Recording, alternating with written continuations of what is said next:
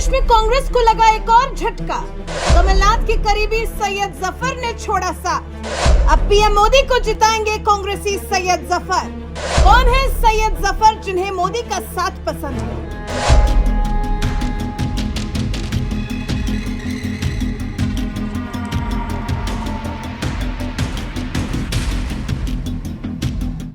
देश के प्रधानमंत्री नरेंद्र मोदी के खिलाफ एजेंडा चलाने वालों की कमी नहीं है। उनके खिलाफ मुस्लिम विरोधी होने का एजेंडा तो तब से चलाया जा रहा है जब वो गुजरात के मुख्यमंत्री हुआ करते थे, लेकिन इसके बावजूद कुछ मुस्लिम नेता ऐसे हैं जिन्हें विपक्ष के एजेंडे पर नहीं, पीएम मोदी के विकास से जुड़े एजेंडे पर भरोसा है। कुछ ऐसे ही नेता हैं सैयद जफर, जिन्हें कभी कट्टर कांग्रेसी कमलनाथ का करीबी बताया जाता था, लेकिन चुनाव आते आते सैयद जफर भी कांग्रेस का हाथ छोड़कर मोदी के साथ चले गए। जो उन विरोधियों के मुंह पर करारा तमाचा है जो दिन रात मोदी को मुस्लिम विरोधी बताने में अपनी एनर्जी खत्म करते हैं।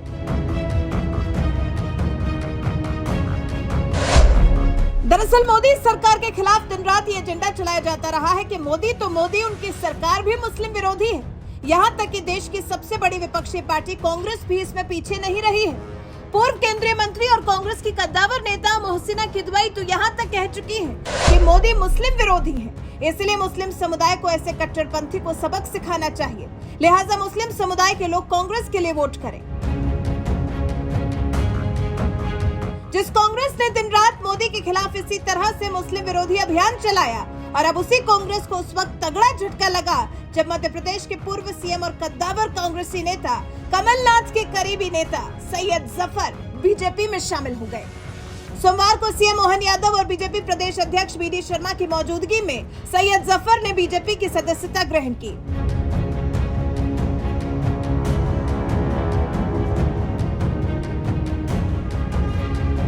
सैयद जफर का बीजेपी में जाना कांग्रेस के लिए बड़ा झटका माना जा रहा है, क्योंकि वो सीएम कमलनाथ के करीबी होने के साथ साथ कांग्रेस के दिग्गज नेता माने जाते थे। पार्टी में उनका क्या कद था, ये इसी बात से समझ सकते हैं कि कांग्रेस में रहते हुए सैयद जफर ने कई बड़ी जिम्मेदारियां निभाई हैं। मध्य प्रदेश कांग्रेस में महासचिव रहने के साथ साथ मीडिया पैनलिस्ट के तौर पर भी बड़ी भूमिका निभाई है। लेकिन अब यही सैयद जफर बीजेपी के लिए आवाज उठाते नजर आएंगे, क्योंकि 18 मार्च को ही उन्होंने बीजेपी की सदस्यता ले ली है। वैसे कांग्रेस छोड़ने का संकेत सैयद जफर ने उसी वक्त दे दिया था जब 15 मार्च को उन्होंने सीए कानून के समर्थन में आवाज उठाते हुए कहा था, सीए को लेकर भारत की मुस्लिम लीग सुप्रीम कोर्ट क्यों गई है? क्या मुस्लिम लीग ये चाहती है कि पाकिस्तान, बांग्लादेश या अफगानिस्तान के मुस्लिम को हिंदुस्तान की नागरिकता दे दी जाए? सीए के मामले में मुस्लिम लीग और केजरीवाल जैसे नेता फैला रहे हैं भ्रम।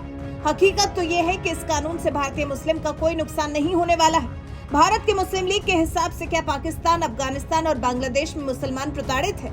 और अगर प्रताड़ित है तो भारत की मुस्लिम लीग को इस पर यह विचार करना चाहिए कि क्यों मुस्लिम मुल्क के नाम पर बने देशों में ही मुस्लिम प्रताड़ित है। अगर मुसलमान मुस्लिम देशों में प्रताड़ित है तो फिर सवाल वहाँ की मुस्लिम सरकारों पर उठाना चाहिए ना कि हिंदुस्तान की सरकार से। मुस्लिम मुल्कों में प्रताड़ित मुस्लिमों के मामले में मुस्लिम लीग को 57 देशों वाले इस्लामिक सहयोग संगठन यानी कि OIC से मुसलमानों के हित में न्याय की मांग करना चाहिए। भारत का मुस्लिम तो आजादी के बाद से आज तक भारत में सुरक्षित है। हिंदुस्तानी मुसलमान पूरे ईमान के साथ अपने वतन के मिट्टी के साथ हैं और पूरे भरोसे के साथ इस मुल्क के साथ खड़ा है। मुस्लिम लीग सुप्रीम कोर्ट में सीए पर सवाल खड़ा करके हिंदुस्तानी मुस्लिमों में भ्रम फैलाने की कोशिश बंद करे। 15 मार्च को कांग्रेस नेता सैयद जफर ने सीए के समर्थन में बयान दिया और इसके ठीक 3 दिन बाद यानी 18 मार्च को बीजेपी में शामिल हो गए। यानी एक तरफ जहां ओवैसी जैसे नेता सीए को मुस्लिमों के खिलाफ बताने में जुटे हुए हैं, तो वहीं दूसरी तरफ सैयद जफर जैसे मुस्लिम नेता न सिर्फ सीए का समर्थन कर रहे हैं बल्कि बीजेपी में भी शामिल हो रहे हैं। इसी बात से विरोधियों को समझ लेना चाहिए कि अगर वाकई मोदी सरकार मुस्लिम विरोधी होती तो सैयद जफर जैसे कांग्रेसी नेता न तो सीए का समर्थन करते और न ही बीजेपी में शामिल होते। बहरहाल अब की बार 400 पार मिशन पर निकले मोदी के साथ जिस तरह से सैयद जफर जैसे मुस्लिम नेता भी जुड़ रहे हैं, इस पर आपका क्या कुछ कहना है? अपनी राय हमें कमेंट कर जरूर बताएं। साथ ही पीएम मोदी ने इसी मध्य प्रदेश में कुछ ही महीनों पहले पसमानदा मुसलमानों को लेकर क्या कुछ कहा था, आइए आपको सुनाते हैं। ये वोट बैंक की राजनीति करने वालों ने हमारे जो पसमानदा मुसलमान भाई बहन हैं उनका तो जीना भी मुश्किल करके रखा हुआ है। वो तो तबाह हो गए, उनको कोई फायदा नहीं मिला है। वे कष्ट में गुजारा करते हैं, उनकी आवाज सुनने के लिए कोई तैयार नहीं है। उनके ही धर्म के एक वर्ग ने पसमंदा मुसलमानों का इतना शोषण किया है, लेकिन इसके ऊपर कभी देश में चर्चा नहीं हुई। जो पसमंदा मुसलमान है, उन्हें आज भी बराबरी का हक नहीं मिलता। उन्हें नीचा और अछूत समझा जाता है। इसी समाज में मैं मुसलमान समाज की बात कर रहा हूं। मुसलमान भाइयों में जो हमारे पसमंदा भाई बहन हैं, जो पिछड़े हुए हैं, मैं उनकी बात करता हूं। पसमंदा मुसलमान मोची होते हैं, भिस्ती होते हैं, जोगी होते हैं, लाल बेंगी होते हैं, भटियारा होते हैं, मिरासी होते हैं, डफाली होते हैं, मुकेरी होते हैं, मदारी होते हैं, जुलाहा होते हैं, लंबाई होते हैं, बेदा होते हैं, बामणिया भी होते हैं, छिया होते हैं, लहरी होते हैं, हल्दर होते हैं, सिकदर होते हैं। कितनी ही जातियां,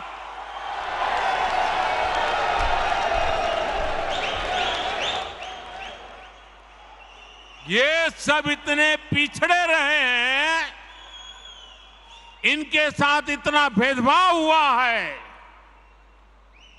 भाइयों बहनों, इस भेदभाव का नुकसान उनकी कई पीढ़ियों को भुगतना पड़ा, लेकिन भाजपा देश के हर नागरिक के लिए सबका साथ, सबका विकास की भावना से काम कर रही है।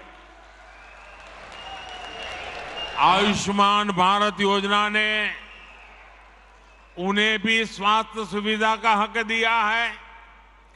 पीएम आवास योजना के तहत उन्हें भी अपना पक्का घर मिल रहा है। बीजेपी के कार्यकर्ता जब इन तथ्यों और तर्कों के साथ मुसलमान भाई बहनों के पास जाएंगे तो उन्हें ज्यादा बेहतर तरीके से समझाएंगे और उनका भ्रम भी दूर होगा। और इसलिए आपने जो सवाल मुझे बहन जी पूछा है, बड़े विश्वास के साथ जाइए और उनके सुख दुख दूर करने में, उनकी कठिनाइयों को दूर करने में एक कार्यकर्ता के नाते समानता का भाव से आप प्रयास कीजिए। जरूर वो आपकी बात मानेंगे, समझेंगे भी।